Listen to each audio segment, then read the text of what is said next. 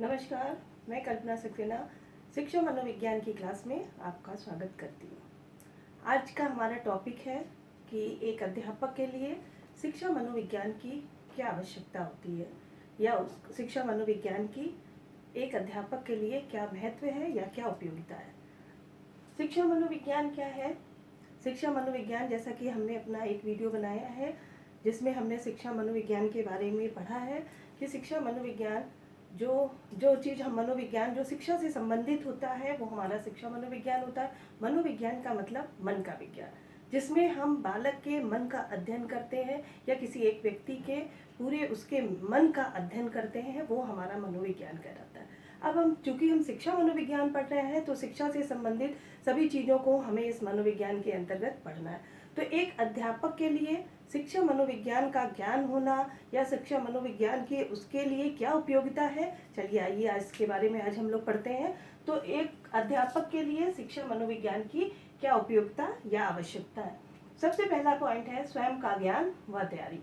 एक अध्यापक के लिए जिसको शिक्षा मनोविज्ञान का या मनोविज्ञान का ज्ञान है वो स्वयं की तैयारी कर सकता है। उसको स्वयं की अपनी योग्यता, अपनी क्षमता, उसको अपनी रुचि सभी के बारे में स्वयं ही जानकारी हो जाती है कि उसकी किस चीज़ में रुचि है, उसकी योग्यता कितनी है, उसकी क्षमता कितनी है। इन चीज़ों के बारे में एक अध्यापक को मनोविज्ञान के ज्ञान के आधार पर उसकी स्वयं की अपनी तैयारी होती है। इसीलिए कहा जाता है कि शिक्षा मनोविज्ञान अध्यापकों की तैयारी की आधारशिला है। कि जो शिक्षा मनोविज्ञान है वो एक अध्यापकों को जो उनको तैयारी जिस हिसाब से उन्हें पढ़ना है, उन्हें पढ़ाना है, अपने क्लास को देखना है, उसकी तैयारी की एक आधारशिला है। शिक्षा मनोविज्ञान का ज्ञान ही शिक्षक की सफलता का रहस्य है। यदि किसी भी टीचर को शिक्षा मनोविज्ञान का ज्ञान नहीं है तो उसकी सफलता वो पूर्ण रूप से वो सफल नहीं हो सकता, क्योंकि मनोविज्ञान के द्वारा ही, शिक्षा मनोविज्ञान के द्वारा ही एक बालक के पूर्ण संपूर्ण व्यक्तित्व का हम व्यक्तित्व को समझ सकते हैं। कि बालक में एक क्लास में अगर एक टीचर जो है वो बच्चों को ज्ञान दे रहा है तो उसे ये जानकारी होनी चाहिए कि उस क्लास में जितने भी स्टूडेंट हैं वो किस तरह के हैं, उनकी योग्यता कितनी है, उस बच्चे की किस चीज़ में उसकी रुचि है, उसकी क्षमता कितनी है। इन चीज़ों का ज्ञान होना बहुत आवश्यक है एक टीचर के लिए, क्योंकि जब वो बच्चों को तैयार कर रहा है, बच्चों को पढ़ा रहा है तो इसलिए एक शिक्षक को मनोविज्ञान का ज्ञान होना बहुत आवश्यक है। और उसी अध्यापक जो है वो मनोविज्ञान के द्वारा ही अपने स्वयं का ज्ञान कि उसको वो कितने अच्छे से एक क्लास को पढ़ा सकता है, उसकी योग्यता कितनी है, कितनी उसका तैयारी है, ये सब चीज़ें वो मनोविज्ञान के द्वारा ही जान सकता है। दूसरा हमारा पॉइंट है बाल विकास का ज्ञान होना।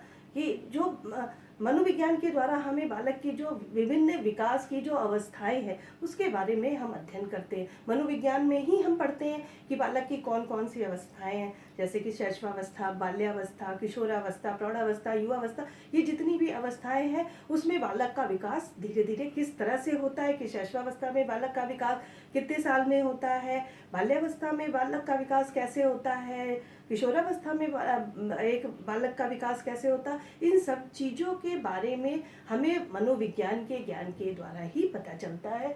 कि एक बालक के विकास का ज्ञान होना जो एक अध्यापक के लिए बहुत ज़रूरी है, क्योंकि वो एक बच्चे को अध्ययन करा रहा है, उसको पढ़ा रहा है, उसको बता रहा है, तो उसको बालक के जो भी विकास की अवस्थाएं हैं उसके बारे में पूर्ण ज्ञान होना अति आवश्यक है। तीसरा हमारा पॉइंट है बाल स्वभाव और व्यवहार का ज्ञान। कि एक बालक के लिए जो उसका स्वभाव है, जो उसका व्यवहार है, उसका ज्ञान होना एक टीचर के लिए, एक अध्यापक के लिए होना, उसका ज्ञान होना बहुत आवश्यक है। क्योंकि वो क्लास में बच्चों को देख रहा है, बच्चों को पढ़ा रहा है, कोई बच्चा कैसा व्यवहार कर रहा है, उसका व्यवहार का तरीका कैसा है, किस तरह से वो व्यवहार मतलब दूसरे बच्चों के साथ करता है, उसके बारे में जो भी उसका स्वभाव है। यदि कोई बच्चा बहुत चिड़चिड़ा है, कोई बहुत ज़्यादा शैतानी करता है, तो उसके पीछे उसका क्या रीज़न है, इन चीज़ों का ज्ञान होना भी एक अध्यापक के लिए बहुत आवश्यक है। क्योंकि यदि वो उस एक अध्यापक को बालक के व्यवहार का, उसके स्वभाव का ज्ञान नहीं होगा तो वो क्लास में उस बच्चे की समस्या को कैसे दूर कर सकता है। इसलिए जो शिक्षा मनोविज्ञान है उसके द्वारा जब शिक्षा मनोविज्ञान का अध्ययन एक टीचर करता है तो उसे बालक के स्वभाव व व्यवहार का भी ज्ञान होता है कि उस तरह से कि एक बालक जो अगर वो कुछ अच्छा व्यवहार नहीं कर रहा है तो उसके पीछे उसका क्या कारण हो सकता है, और इस जो ये वो कारण है उसको हम कैसे दूर कर सकते हैं, इसके ये चीज़ें एक अध्यापक शिक्षा मनोविज्ञान के द्वारा ही बताता है। चौथा हमारा पॉइंट है बालकों की व्यक्तिगत विभिन्नताओं का ज्ञान। व्यक्तिगत विभिन्नता क्या होती है कि एक व्यक्ति दूसरे व्यक्ति से भिन्न होता है, चाहे वो जुड़वा बच्चे भी हों, कहने के लिए वो देखने में एक जैसे होते हैं परंतु कहीं ना कहीं कुछ ना कुछ तो उनके अंदर भिन्नता होती है। एक व्यक्ति दूसरे व्यक्ति से सेम टू सेम नहीं होता, कुछ नहीं, अगर वो शक्ल सूरत में एक जैसा होगा एक बच्चा दूसरे बच्चे की तरह तो उसके व्यवहार में चेंज होगा, उसके स्वभाव में चेंजमेंट होगा, कुछ ना कुछ उसकी रुचि अंतर होगी, उसकी योग्यता अलग होगी, उसकी क्षमता अलग होगी, लेकिन कुछ ना कुछ उसमें अलग कुछ होगा। तो जो व्यक्तिगत विभिन्नता होती है वो वही होती है कि एक व्यक्ति दूसरे व्यक्ति से भिन्न है। और हम जब कोई एक टीचर एक क्लास को लेता है, एक क्लास में पढ़ाता है, तो उसे बच्चों की व्यक्तिगत विभिन्नताओं का ज्ञान होना अति आवश्यक है, क्योंकि हर बच्चे की रुचि अलग है, उसकी क्षमता अलग है, उसकी योग्यता अलग है। हम सब बच्चों को एक जैसा डील नहीं कर सकते हैं, क्योंकि कोई बच्चे की रुचि दूसरे सब्जेक्ट में है, किसी की किसी चीज़ में रुचि है। अब हम सब बच्चों को यदि एक जैसा पढ़ाएंगे तो निश्चित सी बात है जिस बच्चे की रुचि उसमें है वो उस चीज़ को पूरा कर लेगा, परंतु जिस बच्चे की रुचि उसमें नहीं है वो उस कार्य को अच्छे से नहीं कर सकता, या योग्यता नहीं है या उसकी क्षमता नहीं है उतने कार्य को करने की। और यदि उस सबको एक जैसा ही कार्य करने की मौका दिया जाए कि सभी को एक जैसा ही कार्य करना है, एक निश्चित समय पे करना है, तो निश्चित सी बात है हर बच्चा जो है, क्योंकि सब एक दूसरे से भिन्न है, तो हर बच्चे एक जैसा ही कार्य नहीं करेंगे। तो एक टीचर को बालकों की व्यक्तिगत विभिन्नता का ज्ञान होना अति आवश्यक है, क्योंकि एक व्यक्ति दूसरे व्यक्ति से भिन्न है तो उसकी कहीं ना कहीं अपनी रुचि होती है, अपनी योग्यता होती है, अपनी क्षमता होती है, और उसी के आधार पर ही शिक्षा देना आवश्यक है। अगला हमारा पॉइंट है कक्षा की समस्याओं का समाधान। एक टीचर के लिए यदि उसको शिक्षा मनोविज्ञान का ज्ञान है तो वो बालकों की जो भी समस्याएं हैं उसका वो समाधान कर देगा। क्योंकि मनोविज्ञान के द्वारा हम बालक के मन का अध्ययन करते हैं, उसको हमें मालूम होता है कि एक बालक के अंदर कौन कौन सी चीज़ें हैं, कौन कौन सा चीज़ उन्हें पसंद है, उनकी रुचि किस चीज़ में है, उनकी योग्यता क्या है, उनकी क्षमता क्या है। इन सब चीज़ों का ज्ञान, क्योंकि मनोविज्ञान उन्होंने पढ़ा है, एक शिक्षक को उसका ज्ञान है, तो वो बालक की जो कक्षा की जो समस्याएं, जिसमें कक्षा में जितने भी बच्चे हैं उनकी कुछ अपनी अलग अलग समस्याएं होती हैं, और इन समस्याओं को ध्यान में रखते हुए एक टीचर जो है वो उनकी बच्चों की समस्याओं को समाधान कर सकता है। बहुत से बच्चे क्लास में, कुछ बच्चे बहुत तेज होते हैं पढ़ने में, कुछ बच्चे जो होते हैं वो बहुत मंद बुद्धि के होते हैं।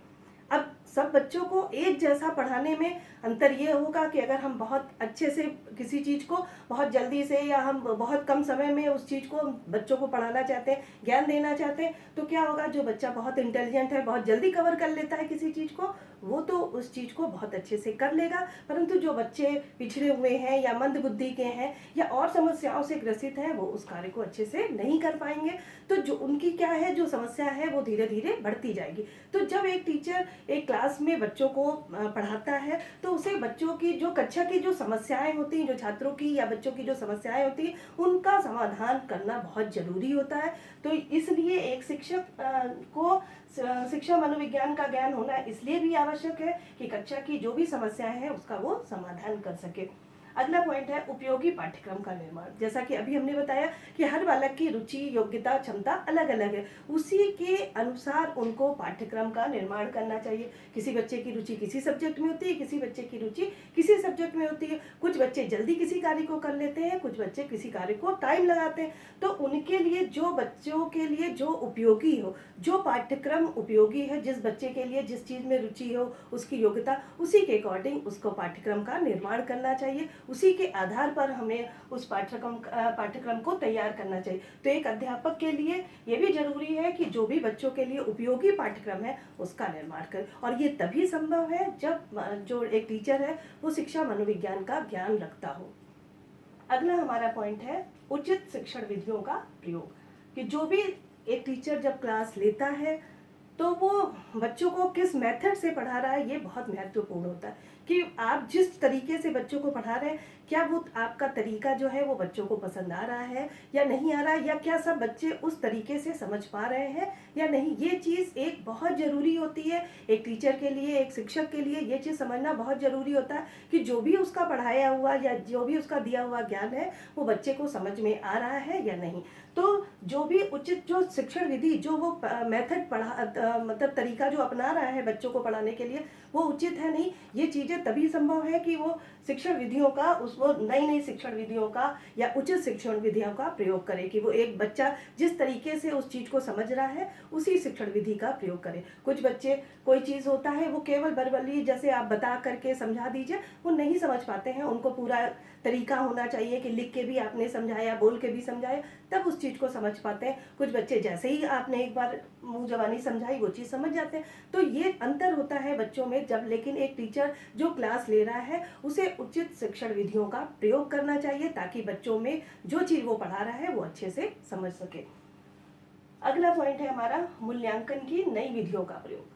मूल्यांकन, जब हम बच्चे को जो चीज़ सिखाते हैं उसके बारे में हमें पता करना एक टीचर के लिए ये आवश्यक होता है। वो देखना चाहता है कि उसने जो चीज़ पढ़ाई बच्चे को वो उसे कितनी समझ में आई। ये एक टीचर का मूल्यांकन होता है कि अगर बच्चे के नंबर अच्छे आ रहे हैं तो कहीं ना कहीं एक टीचर का मूल्यांकन है कि उस टीचर को ऐसा लगेगा कि वो उसने अच्छा पढ़ाया यदि उस बच्चे के नंबर अच्छे आते हैं। तो मूल्यांकन की नई नई विधियों का प्रयोग करना चाहिए, कि तरीके से देखना चाहिए कि कभी कुछ छोटे छोटे टेस्ट लेने चाहिए जिसमें छोटे छोटे एक चैप्टर पढ़ाया उसके बाद उसका टेस्ट लिया, जिससे बच्चों का भी मूल्यांकन संभव हो सके कि उसने उस चीज़ को समझा कि नहीं समझा। और टीचर्स का भी हो जाता है कि टीचर्स ने उसको बच्चे को कितना ज्ञान दिया। तो एक ये तभी संभव है जब एक अध्यापक को शिक्षा मनोविज्ञान की ज्ञान होगा या उसकी उपयोगिता होगी उसके लिए। अगला पॉइंट है बालकों की मूल प्रवृत्तियां। जो मूल प्रवृत्तियां होती हैं बच्चों की, कि जो संवेग होते हैं, क्रोध, जो भी मूल प्रवृत्तियां होती हैं, वो मूल प्रवृत्तियां किस टाइम जो मूल प्रवृत्तियां हैं उसके द्वारा बच्चे किस प्रकार का व्यवहार करते हैं। कि मान लीजिए कोई बच्चे को बहुत गुस्सा आ रही है या उसके जो भी अपने संवेग है वो किस तरह से होते हैं, ये बच्चे को, ये अगर बच्चा गुस्सा कर रहा है या बच्चा बहुत ज़्यादा वो एक्साइटेड हो रहा है, उत्साहित हो रहा है, तो क्या वजह है। ये चीज़ें तभी संभव हो सकती है जब एक टीचर उसके बारे में, उसके मूल प्रवृत्तियों का ज्ञान होगा, जब उसे मालूम होगा कि ये इस अवस्थाओं में ये मूल प्रवृत्तियाँ डेवलप होती हैं। और ये तभी होगा जब एक टीचर को पूरा शिक्षा मनोविज्ञान का ज्ञान होगा, तभी वो समझ सकता है कि जो भी बालकों की मूल प्रवृत्तियां हैं उसके द्वारा उसमें उसके व्यवहार में क्या परिवर्तन आ रहा है। ये तब संभव है जब वो उसकी जानकारी रखता होगा। अगला हमारा है अनुशासन में सहायता। शिक्षा मनोविज्ञान के द्वारा एक टीचर को बच्चों को अनुशासित करने में भी सहायता मिलती है। क्योंकि जब क्लास हो रही है कुछ बच्चे उस चीज़ को समझ रहे हैं, कुछ बच्चे उस चीज़ को नहीं समझ पा रहे हैं, वो एक टीचर की शिक्षण विधि को अच्छा नहीं मान रहे हैं, उन्हें नहीं लगता कि एक टीचर जो है जो पढ़ा रहा है क्लास में वो बहुत अच्छा पढ़ा रहा है या वो बहुत तेज़ी से पढ़ा रहा है। तो कुछ बच्चे उस चीज़ को समझ पा रहे हैं, कुछ बच्चे बहुत पीछे रह जा रहे हैं। तो क्या होता है कि क्लास में बच्चे जो समझ रहे हैं वो तो ध्यान लगा के पढ़ते हैं, और जो बच्चे उनको वो चीज़ समझ में नहीं आ रही है तो वो मस्ती करने लगते हैं, वो इधर उधर बच्चों को डिस्टर्ब करने लगते हैं। तो अनुशासन भी स्थापित करने के लिए एक टीचर को आवश्यक है कि जो भी कुछ वो क्लास में पढ़ा रहा है वो थोड़ा इंटरेस्टिंग चैप्टर को बनाए, उसको कुछ चीज़ें ऐसे इंटरेस्टिंग बनाए कि सभी बच्चों का उस चीज़ में मन लगे, वो बड़े उन्हें इंटरेस्टिंग वो चीज़ लगे। और तरीके उन्हें बदलने पड़ेंगे, उन्हें ये तो देखना पड़ेगा अगर कोई बोरिंग चीज़ है कि बच्चे बोर हो रहे हैं, ऊब रहे हैं उस चीज़ को, और बच्चे उस चीज़ को नहीं कर पा रहे, तो निश्चित सी बात है कि बच्चे इधर उधर मन भटकने लगता है और वो ध्यान नहीं देते, अनुशासन जो है वो भंग होने। तो इसके लिए एक टीचर को डिसिप्लिन बनाना भी क्लास में बहुत जरूरी होता है, और ये तब संभव होता है जब अध्यापक जो है एक शिक्षा मनोविज्ञान का उसको ज्ञान होता है। अगला पॉइंट है बालकों के व्यक्तित्व का सर्वांगीण विकास। सर्वांगीण विकास से मतलब होता है यहाँ पे संपूर्ण विकास। बालकों के व्यक्तित्व का सर्वांगीण विकास करना शिक्षा मनोविज्ञान के लिए आवश्यक है। शिक्षा मनोविज्ञान जब टीचर पढ़ता है, एक टीचर जो ज्ञान देता है वो कहाँ तक सफल है, ये तभी संभव होता है कि केवल आप बच्चे के सर्वांगीण विकास से मतलब है टोटल डेवलपमेंट, कि उसके संपूर्ण विकास से मतलब है उसके व्यक्तित्व में सब कुछ उसका डेवलपमेंट होना चाहिए। ये नहीं कि केवल आपने वो चैप्टर पढ़ाया तो उसके सिर्फ दिमाग में या उसका मानसिक विकास हो। जब एक टीचर क्लास में बच्चों को पढ़ाता है तो उसको ये चीज़ें ध्यान में रखनी चाहिए कि इस बच्चे का पूरा संपूर्ण विकास हो रहा है कि नहीं। इसके लिए जब एक टीचर मनोविज्ञान का ज्ञान रखता है तो उसे मालूम है कि अलग अलग टाइम पे अलग अलग जो विकास की अवस्था है उसमें अलग अलग बच्चे का फिजिकल डेवलपमेंट, मेंटल डेवलपमेंट, ये सब अलग अलग समय पे होता है और इन चीज़ों का ध्यान रखना भी आवश्यक होता है। क्योंकि बालक का जब शिक्षा में एक महत्व ये है कि बालक का संपूर्ण विकास होना चाहिए, केवल एक क्षेत्र ही नहीं होना चाहिए कि उसका सिर्फ मानसिक विकास हो रहा है या केवल उसका शारीरिक विकास हो रहा है। उसको सब चीज़ों पर ध्यान देना जरूरी है कि बच्चे का शारीरिक डेवलपमेंट भी होना आवश्यक है, मानसिक रूप से भी उसका विकास होना जरूरी है, चारित्रिक रूप से भी उसका विकास जरूरी है, सामाजिक विकास भी जरूरी है। और ये तब संभव है जब शिक्षा मनोविज्ञान का ज्ञान एक अध्यापक को हो और उसे मालूम होना चाहिए कि केवल पढ़ाया हुआ ही ज्ञान सब कुछ नहीं होता। एक जब क्लास में एक टीचर पढ़ा रहा है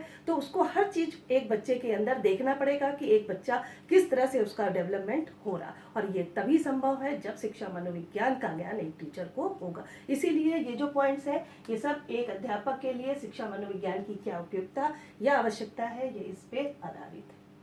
नमस्कार।